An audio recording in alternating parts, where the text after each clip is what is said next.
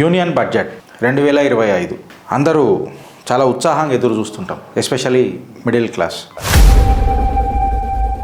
Budget is a testament, అంటే ఒక middle క్లాస్కి ఒక ఉత్సాహాన్ని ఇచ్చే, ఊపిరి పోసే బడ్జెట్ ఉంటుందని చెప్పి నిర్మలా సీతారామన్ గారు తన స్పీచ్లో మాట్లాడుకుంటారా స్టార్ట్ చేసిండ్రు.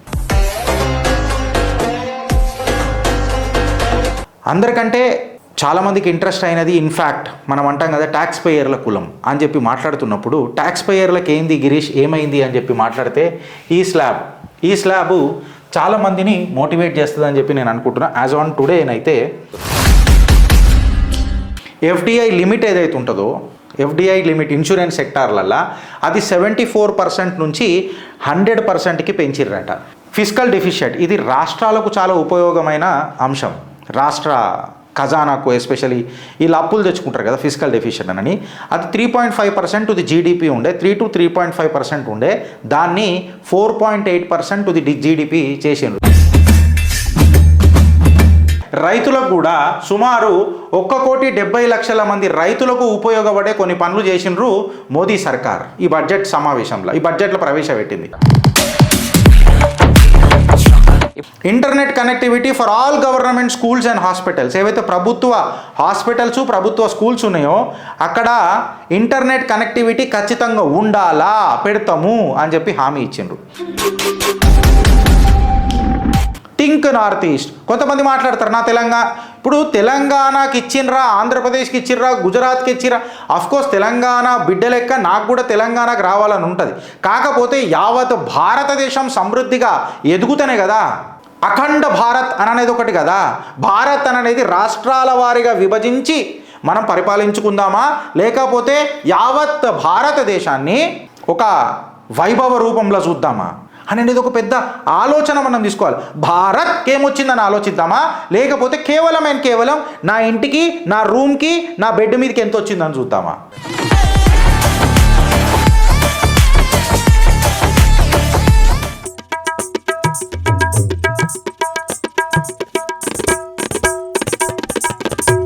యూనియన్ బడ్జెట్ 2025 అందరూ చాలా ఉత్సాహంగా ఎదురు చూస్తుంటాం, ఎస్పెషల్లీ మిడిల్ క్లాస్. సో అసలు ఏం ప్రవేశపెట్టినరు ఎక్సెట్రా ఈరోజు మనం డిస్కస్ చేద్దాం. ఫ్రెండ్స్, ఈరోజు కేవలం బడ్జెట్లో ఏం పెట్టినరు, ఏం మాట్లాడినరు అనేది డిస్కస్ చేద్దాం. సో స్ట్రేట్ బడ్జెట్ 2025లోకి వెళ్తే నిర్మలా సీతారామన్ గారు ఫైనాన్స్ మినిస్టర్ యూనియన్ బడ్జెట్ని ప్రవేశపెట్టినరు. ఇప్పటికీ ఆమె 8వ బడ్జెట్ భారతదేశానికి ప్రవేశపెట్టినట్టు ఈ బడ్జెట్తో సహా కలిపి 8 సార్లు ఆమె బడ్జెట్ ప్రవేశపెట్టింది. మిడిల్ క్లాస్ ఖచ్చితంగా ట్యాక్స్ కట్ల కోసం ఎదురు చూస్తున్నది, ఇది మనకు అందరికీ తెలిసిందే. ఆ ప్రస్తావన కూడా తను మాట్లాడింది. బడ్జెట్ ఈజ్ ఎ టెస్టమెంట్, అంటే ఒక మిడిల్ క్లాస్కి ఒక ఉత్సాహాన్ని ఇచ్చే, ఊపిరి పోసే బడ్జెట్ ఉంటుందని చెప్పి నిర్మలా సీతారామన్ గారు తన స్పీచ్లో మాట్లాడుకుంటారా స్టార్ట్ చేసిండ్రు. ఆమె ఏమని మాట్లాడిండ్రంటే, ఈ బడ్జెట్ ఏదైతే ఇప్పుడు మేము 2025లో ప్రవేశపెడుతున్నామో ఇది పొటెన్షియల్ అండ్ ఒక గ్రేటర్ ఆపర్చునిటీ అంటే మన సామర్థ్యానికి అండ్ ఉన్న ఆపర్చునిటీకి మొత్తము ఏవైతే తాళం చేసి ఉండేనో ఆ లాక్లన్నీ ఓపెన్ చేస్తుంది అని చెప్పి నిర్మలా సీతారామన్ గారు మాట్లాడినారు. ఆమె మాట్లాడుకుంటా భారతదేశం యొక్క ఎకానమీ ఏదైతే ఉందో ప్రపంచ దేశాలల్లో డెవలపింగ్ ఎకానమీస్లల్లో చాలా ముందంజలో ఉన్నది, చాలా ఫాస్ట్గా గ్రో అవుతుంది అని చెప్పి చెప్పిండ్రు. బడ్జెట్ కంప్లీట్గా 6 డొమైన్లలో మాట్లాడినరు. అది ట్యాక్సేషన్ ఒకటి, అర్బన్ డెవలప్మెంట్ ఒకటి, మైనింగ్ ఒకటి, ఫైనాన్షియల్ సెక్టర్ ఒకటి, ఇంకొకటి పవర్ అండ్ రెగ్యులేటరీ రిఫార్మ్స్. ఈ 6 అంశాల మీద చాలా డీప్ అనాలిసిస్ అండ్ డీప్ ఒక థాట్ నెత్తిలో పెట్టుకొని, ఒక ఆలోచన పెట్టుకొని ఈ బడ్జెట్ని ప్రవేశపెట్టినట్టు తెలుస్తుంది. అట్లీస్ట్ ఇప్పటి మట్టుకైతే దీన్ని విశ్లేషణ చేసిన తర్వాత అఫ్కోర్స్ ఏం బెనిఫిట్ అవుతుందన్న చూద్దాం.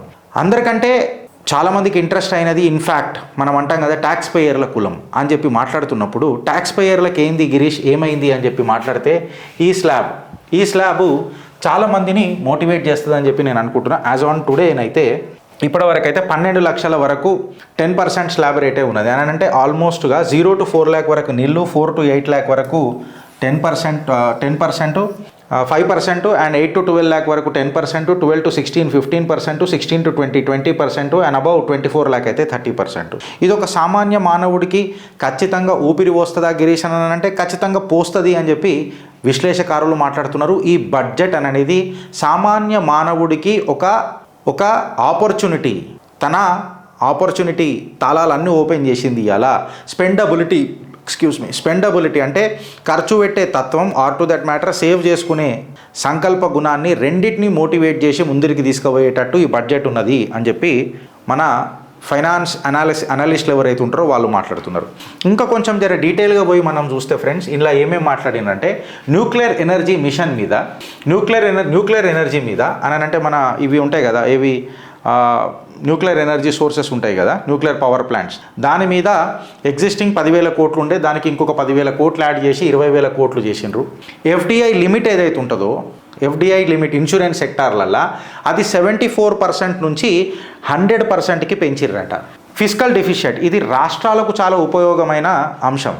రాష్ట్ర ఖజానాకు ఎస్పెషలీ వీళ్ళు అప్పులు తెచ్చుకుంటారు కదా, ఫిస్కల్ డెఫిషియట్ అని, అది 3.5% టు ది జీడిపి ఉండే, 3 to 3.5% ఉండే, దాన్ని 4.8% టు ది జీడిపి చేసిండ్రు. సో మళ్ళీ ఇక రేవంత్ రెడ్డి మళ్ళీ ఇది ఈ బడ్జెట్ని మంచిదా చెడ్డదా అని ఏమంటాడు అని అంటే, వాకౌట్ చేసి ఈ బడ్జెట్లో మాకేం రాలేదు, తెలంగాణకి ఏమి ఇచ్చారు అని అంటే, అందుకు ఇది మంచిదా చెడ్డదా అన్నది నేను ప్రజలకే చెప్తాను. ఎందుకంటే అప్పు తెచ్చుకునే కెపాసిటీని కొంచెము రాష్ట్ర ప్రభుత్వాలకు ఇచ్చినట్టే అయింది. 4.8% ఆఫ్ ది జీడిపి అని అంటే. దాని తర్వాత ఇన్నోవేషన్ ఇన్ పార్ట్నర్షిప్ కింద ప్రైవేట్ సెక్టార్లకు 20,000 కోట్ల నిధులు కేటాయించింది కేంద్ర సర్కార్. అయితే ఇది ఒక స్పెషల్ రాష్ట్రానికో లేకపోతే ఒక జిల్లాకో ఒక రాష్ట్రానికో పరిమితం చేయలే. ఇది యావత్ భారతదేశానికి ఇన్నోవేషన్ సెక్టర్ కింద ప్రైవేట్ సెక్టార్ల 20,000 కోట్లు పెట్టిందంటే, ఏ రాష్ట్రము ఏదైతే ఇన్నోవేషన్ సెక్టర్లలో బూస్ట్ చేస్తుందో ఈ బడ్జెట్ ఆ రాష్ట్రానికి కేటాయిస్తారు. సపరేట్గా నా రాష్ట్రానికి రాలేదు అని చెప్పి ఎందుకు నెత్తి వీక్కునుడు అని అనేది నాకు ఇంతవరకు అర్థం కాలేదు. ఇప్పటివరకు నేను కేవలం ఫైనాన్స్ మినిస్టర్ చెప్పిన అంశాలనే మాట్లాడుతున్నా. దీన్ని చీల్చి చెండాడి కంప్లీట్గా డీటెయిల్ అనాలిసిస్ మండే పోదాం. బడ్జెట్ ఏదైతే మన బడ్జెట్ టైం లిమిట్ ఏదైతే ఉంటుందో 2 yearsకి అది ఎక్స్టెండ్ చేసారు. ఇనిషియల్గా 1 yearకే ఉండే. ఏందది provisional assessment under customs act ఏదైతే ఉంటుందో అది ఇనిషియల్గా 1 yearకు ఉండే, దాన్ని 2 yearsకి ఎక్స్టెండ్ చేసిర్రు. ఇది కూడా ఒక మంచి మూవ్ అని చెప్పి ఫైనాన్షియల్ అనలిస్టులు మాట్లాడుతున్నారు. ఇన్కమ్ ట్యాక్స్ బిల్ ఏదైతే ఉన్నదో అది ఒక క్లారిటీ సింప్లిసిటీ కింద డ్రాఫ్ట్ చేసిర్రు. అంటే పెద్ద పెద్ద హంగులు లేని వర్డ్లు యూజ్ చేయకుండా ఒక సామాన్యుడికి అర్థమయ్యేటట్టు డ్రాఫ్ట్ చేసినామని చెప్పి ఫైనాన్స్ మినిస్టర్ చెప్పడం జరిగింది. బడ్జెట్ హెల్త్ మీద చాలా ప్రాధాన్యత పెట్టింది. ఎట్లానంటే 36 లైఫ్ సేవింగ్ డ్రగ్లు ఇంకా మెడిసిన్ల మీద కంప్లీట్గా కస్టమ్ డ్యూటీని ఎత్తేసింది. ఇది సామాన్య మానవుడికి మంచిది కాదా? ఇది సామాన్య మానవుడికి హెల్ప్ చేసే విధానం కాదా? 36 లైఫ్ సేవింగ్ డ్రగ్స్ మీద కస్టమ్ డ్యూటీ ఎత్తేసింది. నా రాష్ట్రానికి ఏం చేసింది, దేశ ప్రజలకు ఏం చేసినాము అనే ముచ్చట ఈ ప్రభుత్వాలకు రాదు, ఈ ప్రతిపక్షానికి రాదు. దీన్ని తిప్పికొట్టే ఎవరన్నా ఉన్నారా అని అంటే, దీన్ని తిప్పికొట్టేటట్టున్నారా అని అంటే, ఎవడైతే తిప్పికొడతాడో వానికి పదం ఉండదు, ఎవరికైతే పదం ఉంటుందో వాడికి పెదవి ఉండదు. ప్రాబ్లం బీజేపీది ఇవాళ ఇక్కడ ఉన్నది. So 36 life saving drugs medicines మీద ఇవాళ వాళ్ళు కంప్లీట్గా ట్యాక్స్ మనం ఏమంటారు కస్టమ్ డ్యూటీ ఎత్తేసిండ్రు. దాని తర్వాత 6 లైఫ్ సేవింగ్ డ్రగ్ల మీద దాని మీద ఒక మంచి డిస్కౌంట్ ఇచ్చారు, కన్సెషన్ రేట్ పెట్టిండ్రు దాని మీద. మళ్ళీ దాని తర్వాత పేషెంట్స్కి ఒక మంచి రిలీఫ్ ఇచ్చారు. ఎవరైతే cancer, rare diseases and other severe chronic diseases నుంచి సఫర్ అవుతున్నారో వాళ్ళందరికీ ఒక మంచి రిలీఫ్ కూడా ఇచ్చిండ్రు. టీడీఎస్ ఏదైతే ఉంటుందో రెంట్ మీద, ఇది ఒక మధ్యతరగతి కుటుంబాలకు గొప్ప విషయమే కదా. మధ్యతరగతి కుటుంబాలకు టీడీఎస్ ఆన్ రెంట్ అంటే మన ఈ ఉంటాయి కదా, ఏది కిరాయిల మీద, రెంట్ మీద, టీడీఎస్ ఆన్ రెంట్ సర్వీసెస్ మీద దాన్ని 2.4 lakhs నుంచి 6 లక్షలకు పెంచిండ్రు. ఇది సామాన్యుడికి మంచిదే కదా. ఇన్కమ్ ట్యాక్స్ కింద up to 12 lakhs, almost no tax till income up to 12 lakhs అని చెప్పి ఆల్రెడీ ఇప్పుడు మనం దాన్ని గ్రాఫ్ కంప్లీట్గా చూపించినాం.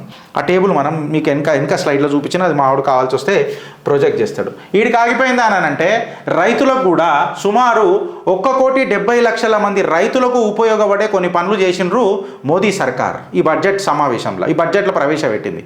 ప్రధానమంత్రి ధన్ ధ్యాన్ కృషి యోజన కింద 100 డిస్ట్రిక్ట్లు ఏవైతే తక్కువ ప్రొడక్షన్తోని, తక్కువ ఈ దిగుబడితోని ఉన్నాయో ఆ 100 డిస్ట్రిక్ట్లను ఐడెంటిఫై చేసి అక్కడ ప్రధానమంత్రి ధన్ ధ్యాన్ కృషి యోజన కింద సెలెక్ట్ చేసి ముంగటికి తీసుకుపోతామని చెప్పిర్రు. దీనికి సుమారు 1,70,00,000 మంది ఫార్మర్లు బెనిఫిట్ అవుతారని చెప్పి ఒక అంచనా. 6 సంవత్సరాల ఆత్మనిర్భరత ప్రాజెక్టు తీసుకొని వచ్చి అందులో ఎస్పెషలీ పప్పులు ధాన్యాలు ఎస్పెషలీ తుర్ ఉరాద్ అండ్ మసూర్ ఏవైతే పప్పులు ఉంటాయో మన కందిపప్పు ఎక్సెట్రా దాని మీద ఆత్మనిర్భరత ప్రోగ్రామ్ అని చెప్పి 6 సంవత్సరాల ఒక ప్రణాళిక తీసుకొని వచ్చిర్రు మోదీ సర్కార్. Comprehensive program for raising vegetables అని అంటే ఒక కంప్లీట్గా డీటెయిల్డ్ ప్రోగ్రామ్ మన కూరగాయల మీద పూల పండ్ల మీద రెమ్యునరేటివ్ ప్రైసెస్ రైతుకు దిగుబాటు అయ్యే ధరకు రైతుని రారాజు చేసే దిశలా ముంగటికి తీసుకో. ఎంతసేపు భరోసా వేసినావా బంద్ చేసినావా అది కాదు, రైతుకు రాబడి ఎంత పెంచినావు, లో ఈల్డ్ లో దిగుబడి ఉన్న భూములను సెలెక్ట్ చేసుడు, దాన్ని దిగుబడి ఎట్లా పెంచుడు సాంకేతికంగా సైంటిఫికల్గా దాన్ని ముంగటికి ఎట్లా తీసుకోవడు, ఇది కదా ప్రతిభని పెంచుడు, తద్వారా పైసలు సంపాదించుకునే తత్వాన్ని వాళ్లకు కలగజేసుడు. దాని తర్వాత ఒక national institute of food technology entrepreneurship and management బీహార్లో పెట్టనికే వాళ్ళు ఒప్పుకున్నారు. ఇంకొకటి స్టార్టప్స్కి ఏదైతే ఉన్నదో ఇంతకుముందు 10,000 కోట్లు ఉండేనంట, దానికి ఇంకొక 10,000 కోట్లు యాడ్ చేసి సుమారు 20,000 కోట్ల నిధి మన స్టార్టప్స్కి చేసి. ఇది కూడా కంప్లీట్గా ఏ రాష్ట్రానికో ఒక పర్టికులర్గా కాదు కదా, నీ రాష్ట్రం స్టార్టప్లలో ముంగటికి పోతున్నది, నువ్వు ప్రూవ్ చేసి ముంగటికి తీసుకుపోయి ఒక వయబిలిటీ ప్రాజెక్ట్ తీసుకొని వచ్చినవు అని అంటే, ఒక బెనిఫిట్ కాస్ట్ రేషియో చూపించినవు అని అంటే ఆబ్వియస్గా ఈ నిధి ఆ రాష్ట్రానికి కేంద్ర సర్కార్ ఇయనికి ఎందుకు పోతుంది అనేది మీరు ఆలోచించరు. నేను మాట్లాడేది ఏమన్నా తప్ప అని. Centre for excellence in artificial intelligence for education with an అవుట్లే of ₹500 కోట్లు అంటే ఆర్టిఫిషియల్ ఇంటెలిజెన్స్ మీద ఒక 500 కోట్ల నిధులు కేటాయించింది కేంద్ర సర్కార్. దాని తర్వాత 10,000 అడిషనల్ మెడికల్ సీట్లు నెక్స్ట్ ఇయర్కి, దాని తర్వాత మళ్ళీ వచ్చే 5 ఏళ్లకు సుమారు 75,000 సీట్లు యాడ్ చేస్తాం మెడికల్లల్లా అని చెప్పి మోదీ సర్కార్ ఈ బడ్జెట్ సెషన్లలో పెట్టింది. అంటే సుమారు 85,000 సీట్లు 6 సంవత్సరాలలో పెంచబోతున్నాము అని చెప్పి ఒక క్లియర్ కట్ ప్రణాళిక ఈ బడ్జెట్ సెషన్లలో పెట్టింది. ఇది డాక్టర్లకు స్టూడెంట్లకు ఎంత మంచిదా కాదా మీరు చెప్పురు friends. Internet connectivity for all government schools and hospitals, ఏవైతే ప్రభుత్వ హాస్పిటల్స్ ప్రభుత్వ స్కూల్స్ ఉన్నాయో అక్కడ ఇంటర్నెట్ కనెక్టివిటీ ఖచ్చితంగా ఉండాలా, పెడతాము అని చెప్పి హామీ ఇచ్చిండ్రు. ఉడాన్ స్కీమ్ ఏదైతే ఉండేనో అది ఇంకా 120 డెస్టినేషన్లకు పెంచింది. అంటే ఇప్పుడు ఉడాన్ స్కీమ్ ఏదైతే ఉండేనో అది ఫలానా డెస్టినేషన్లకు ఏదైతే ఉండేనో ఆ డెస్టినేషన్లకు కాకుండా ఇంకా ఒక 120 డెస్టినేషన్లు పెంచింది మోదీ సర్కార్. ఇది మంచిదా కాదా మీరు ఆలోచించుర్రి. దాని తర్వాత ఇక ఇండియన్ పోస్ట్ అనేది ఒక లాజిస్టిక్ బాడీ తయారు చేద్దామని చెప్పి 1.5 lakh crore దాని మీద నాకు తెలిసి 1.5 lakh రూరల్ పోస్ట్ ఆఫీసులు పెడుతున్నారు. సారీ క్రోర్ కాదు ఫ్రెండ్స్, ఇండియాని ఒక లాజిస్టిక్ హబ్ తయారు చేద్దామంది పోస్టల్ ఆఫీసెస్ కింద 1.5 lakh పోస్ట్ ఆఫీసెస్ ఓపెన్ చేయడానికి కేంద్ర సర్కార్ మోదీ సర్కార్ డిసైడ్ చేసింది. ఆసాంలో 12,70,000 12.7 lakh టన్ కెపాసిటీతోని యూరియా ప్లాంట్ ఆసాంలో పెడుతురు. Think north east. కొంతమంది మాట్లాడతారు నా ఇప్పుడు తెలంగాణకి ఇచ్చిండ్రా, ఆంధ్రప్రదేశ్కి ఇచ్చిర్రా, గుజరాత్కి ఇచ్చిర్రా. అఫ్కోర్స్ తెలంగాణ బిడ్డ లెక్క నాకు కూడా తెలంగాణకు రావాలని ఉంటుంది. కాకపోతే యావత్ భారతదేశం సమృద్ధిగా ఎదుగుతనే కదా అఖండ భారత్ అనేది ఒకటి కదా. భారత్ అనేది రాష్ట్రాల వారీగా విభజించి మనం పరిపాలించుకుందామా, లేకపోతే యావత్ భారతదేశాన్ని ఒక వైభవ రూపంలో చూద్దామా అనేది ఒక పెద్ద ఆలోచన మనం తీసుకోవాలి. భారత్ ఏమొచ్చిందని ఆలోచిద్దామా, లేకపోతే కేవలం నా ఇంటికి, నా రూమ్కి, నా బెడ్ మీదకి ఎంత వచ్చిందని చూద్దామా. ఇవాళ 12.7 లక్షల టన్నుల కెపాసిటీతోని యూరియా ప్లాంట్ ఆసాంలో పెట్టబోతున్నారు. థింక్ నార్త్ ఈస్ట్ మోదీ సర్కార్ ప్లాన్. ఇన్ని పనులు చేసినాక ఏమొచ్చిందని చెప్పి ప్రతిపక్షాలు వాకౌట్ చేస్తాయి. కుర్చీ మడత పెట్టి ఎక్కడ పోతారో పోన్రి, సావుండ్రి, బాయిలో పడుండ్రి. మీ రాజకీయాలలో మన్నేసుకొని ఆ మన్ను మీ మీదనే పోసుకోండి. అయితే ఇది కేవలం నేను ఒక స్నాప్షాట్ ఇచ్చిన, దీని మీద డీటెయిల్ అనాలిసిస్ మంచి అయినా చెడైనా మీ చిత్రగుప్త్ మన చిత్రగుప్త్ ఆధారాలు ఖచ్చితంగా మీ ముంగడ పెడుతుంది. సామాన్యుడి స్పందన ఆర్ టు దట్ మ్యాటర్ సామాన్యుడికి నిజంగా ఇప్పుడు కొంతమంది మనీ కంట్రోల్ యాప్లో కూడా మీరు 15 లాక్ అని చెప్పి కొడితే వెనకటికి మీరు ఇంత కడుతుండే ఇప్పుడు 96,000 కట్టాలా ట్యాక్స్ ఎక్సెట్రా ఇట్లా ఆల్రెడీ ఆర్టిఫిషియల్ జనరేటెడ్ టూల్ బాక్స్లు యూజ్ చేసి వాళ్ళు ఆల్రెడీ మీకు చూపెడుతూనే ఉన్నారు. కాకపోతే దీన్ని కంప్లీట్గా డీకోడ్ చేసి మీ ముంగట సోమవారం రోజు ఆ పరమేశ్వరుడు సాక్షిగా మీ ముంగట పెడుతుంది మన చిత్రగుప్త్. అంతవరకు ప్లీజ్ జర్ర ఓపిక పట్టండి బడ్జెట్ మీద, ఎందుకంటే కంప్లీట్గా విశ్లేషణ చేయాలి కాబట్టి. భారత్ మాతాకి జై.